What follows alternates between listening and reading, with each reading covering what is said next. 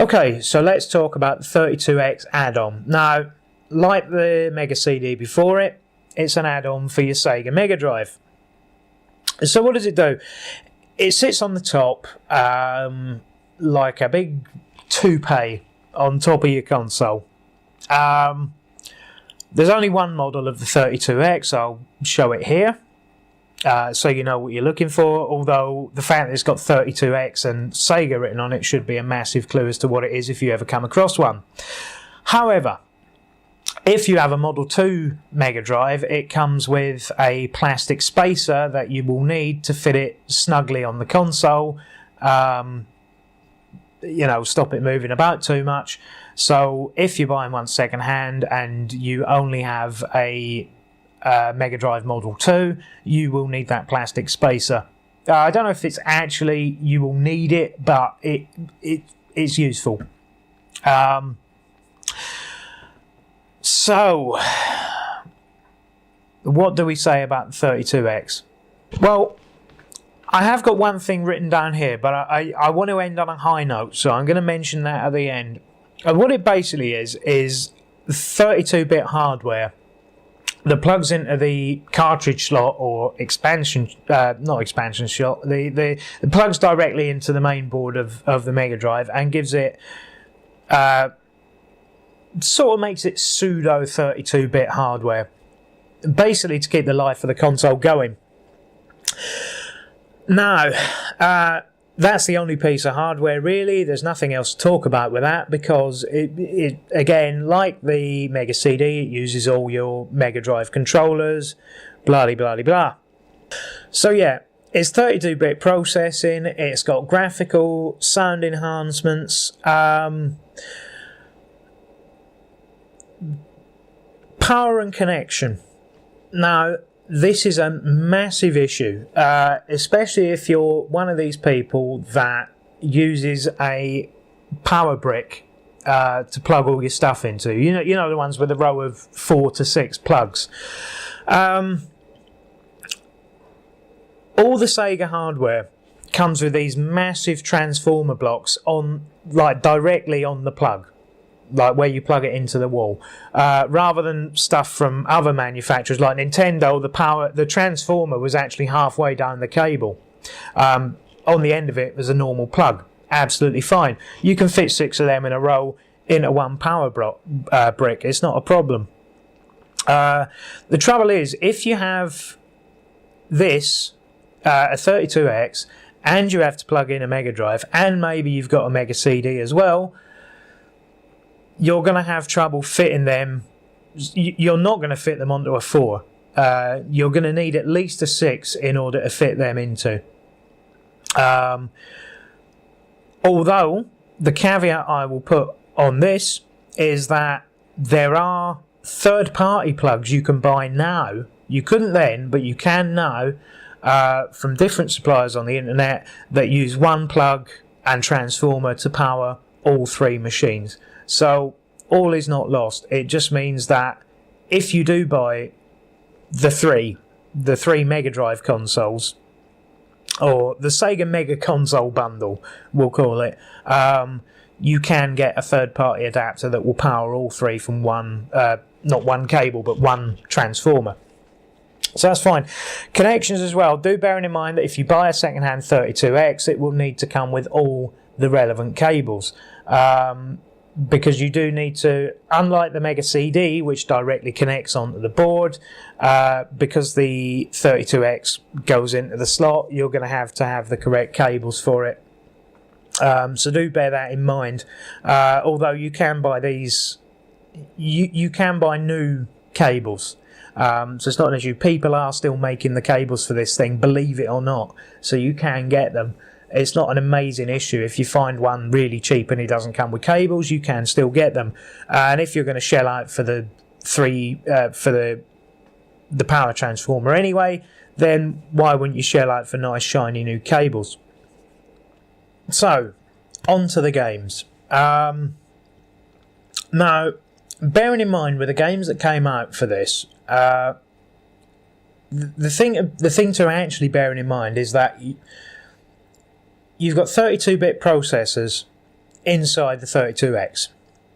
You've got 16-bit processor inside your Mega Drive. You've got various co-processors. You've got sound chips. You've got graphical chips in both machines. If you've got a Sega CD, you've got even more processing power. Not a single game, not one, in the entire library of games released, and thankfully it was a very small library, has taken advantage of this in any way whatsoever. Not one. What happened? Then, and honestly, play the games for yourself. Not one single game has taken any advantage of the extra horsepower whatsoever. There is not one of them that I think couldn't comfortably be played on a standard Mega Drive or any other console that was contemporary at the time. I honestly have no clue what went wrong. And I think it's again back to this third-party bullshit that Sega had at the time, where they would just release anything that anyone was willing to make in order to turn a few pence. That was literally it. So when it comes to actually collecting for this machine, I am going to say avoid. Well, there are two games worth playing, I think, actually worth playing, and one of them, and I know people are going to hate me for this, is Knuckles Chaotix. Lots of people, you know, they bang on about how, oh yeah, but it's not a real Sonic game and the mechanics are completely different from a Sonic game. And the argument I always make with it is, look, had it not been Knuckles that was in it, had it been some other shitty mascot from the 90s, because there were a lot of them, this was mascot era, had it been like Dave the Dog or something like that, and not Knuckles Chaotix, not Knuckles, you wouldn't have a clue that that was supposed to be a Sonic game. And the mechanics of it is actually pretty good. It's actually not a bad game. Take that game out of the Sonic franchise and it's a perfectly playable game. The only reason people don't like Knuckles Chaotix is because they assume it's going to have the same mechanics as Sonic the Hedgehog. That's the only reason people don't like it. And then obviously they're disappointed because it's not as good a game as any of the Sonic the Hedgehog ones, but it's still a good game. You know, the mechanics work well and the game actually works pretty well. The other one that I haven't written down, its name escapes me at the moment. You're like a hummingbird shooting. I think it's Calibri or Calibra or something like that. No, that is a fantastic. That is a fantastic game. I mean, it's your basic sort of fly shooty game, but it's perfectly fine. But does it actually take advantage of the hardware that it's on? No, not in any way, shape or form. The same with Knuckles Chaotix. It takes no advantage of the hardware it's on. And again, that is just like the Mega CD. It's just so sad that the quality of games that were released on the system are its downfall. That's a fact. They are just awful. You know, I can't think of anything. I wouldn't go to the effort of putting all the equipment together to play a 32X game. Put it that way. The extra 5 minutes of time it takes to plug all that shit in to play it, it's just, there's no interest in it. It's not worth doing. So apart from one or two in the library, I would say generally avoid. But, and this is where I'm going to hopefully leave the video on a high note.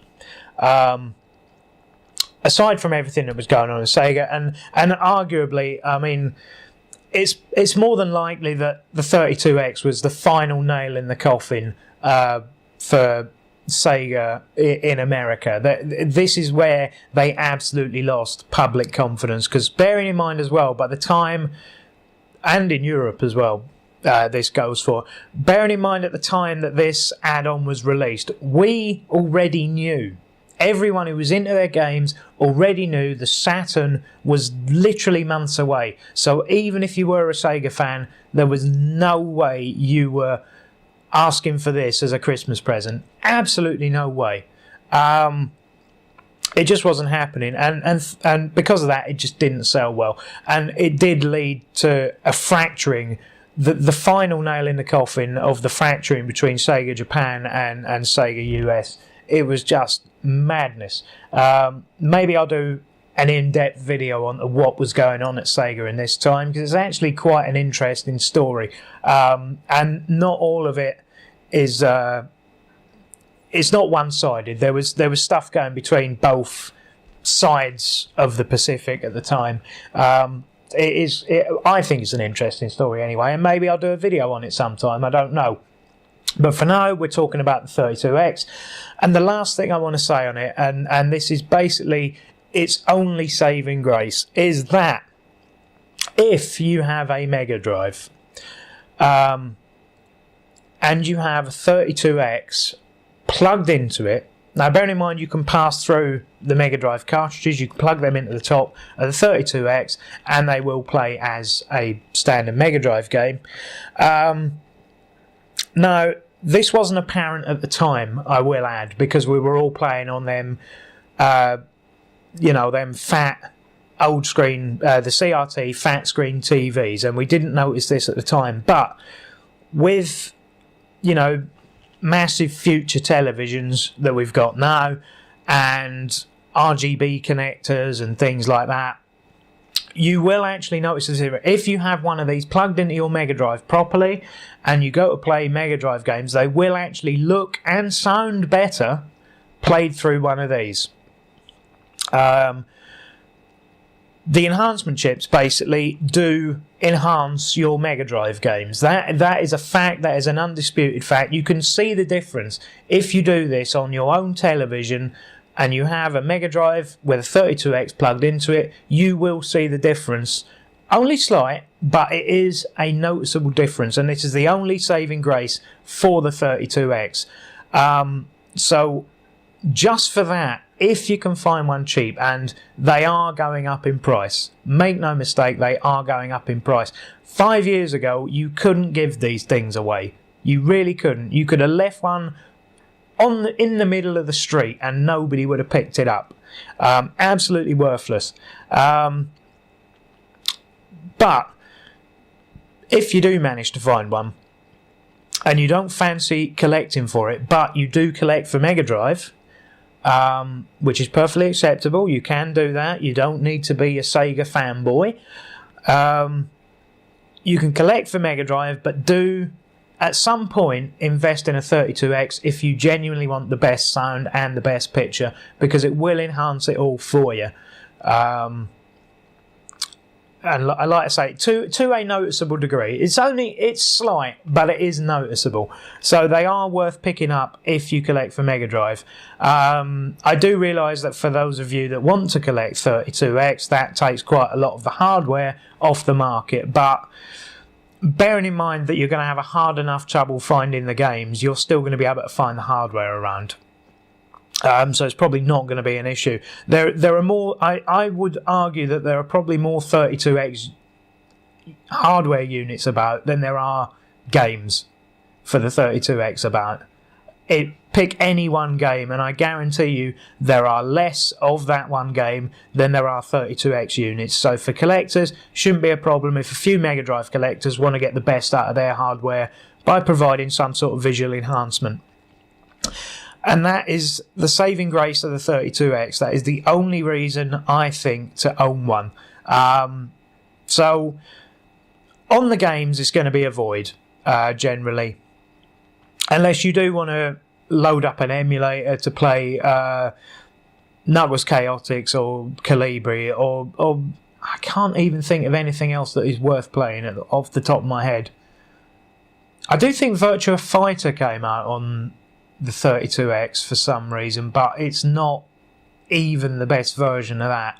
So if you really do want to play Virtua Fighter, there are better versions later on that are much more worth playing.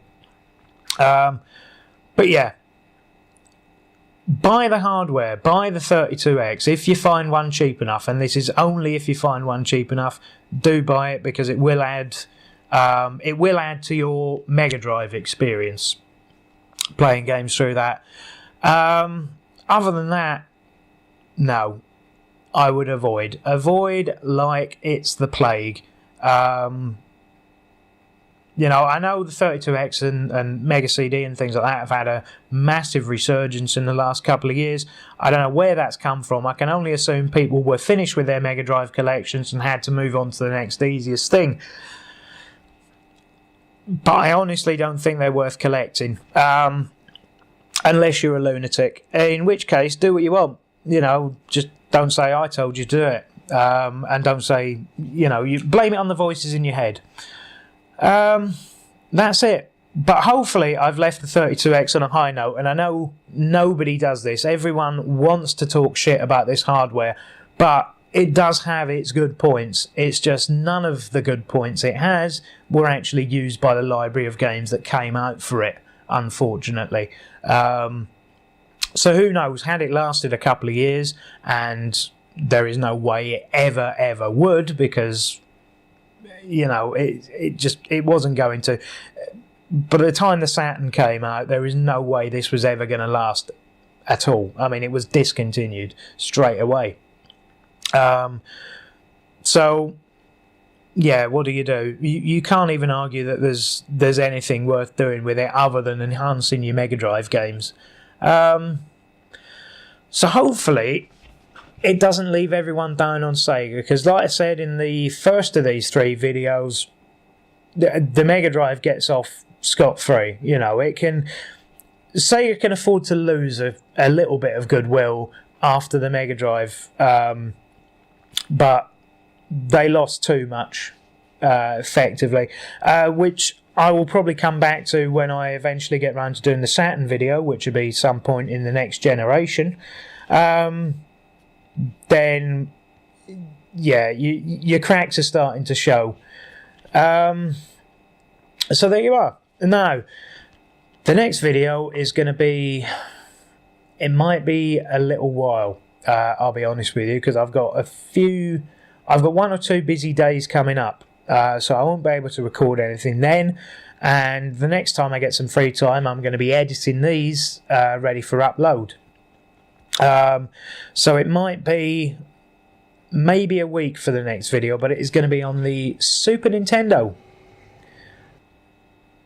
So yes, the Super Nintendo is going to be the next video, and it's probably going to be a long one as well, because there's actually quite a lot to say, not just about the console and things that were going on, but also quite a lot of the stuff that was going on with Nintendo as a company at this time. And some of it is absolutely amazing. You would not believe the infighting and squabbling that went on between some of the world's biggest companies at this point in time, centering around Nintendo. So hopefully I can make that bit a little interesting. That's not very interesting from a collector's point of view, but it does bring each of these machines into the context and the stuff surrounding them, and why things were maybe done and designed the way they were, which hopefully came across in the Mega Drive video before, and perhaps in the Mega CD one to some extent. But I do think there's an interest in what was actually going on, why these things are the way they were, why the consoles were designed the way they were, why certain games were on certain consoles and weren't on others. That's obviously going to be put into far greater context when I do the next video on the Super Nintendo. So if you're a Super Nintendo fan, if you're a fan of Nintendo in general, or if you think there might actually be something interesting and it's not just some horrible teaser where I'm going to let you down at the last minute, then please do watch the video. And as with all of these, I do look forward to seeing any comments and questions. Somebody did comment to me, when was it? It was a couple of days ago. This is somebody who's a subscriber on my channel that actually I know in the real world, did ask me when the Mega Drive video was going to go up. So hopefully, Lee, you've got 3 videos you can watch now, and maybe you've learned something, maybe you haven't, I don't know. I'm sure you'll tell me at some point in the future as to whether you think I was fair on your favourite console or not. But for the rest of you who aren't in the real world, or obviously you are in the real world, but I don't know you in the real world, then yeah, the comment section is where you can make your comments. So do that, and unless you're a massive Night Trap fan, in which case I don't want to hear from you at all. You're an oddball and a weirdo. Stay off the internet. In fact, you probably shouldn't be allowed near people. I'm going to stop that rant again now. So yeah, I look forward to seeing you in the next video. Feedback's always appreciated, provided it's useful feedback. You know, and yeah, well, you know the drill by now. You've been watching YouTube long enough. You know how this works. So look forward to my next video, and I will see you then.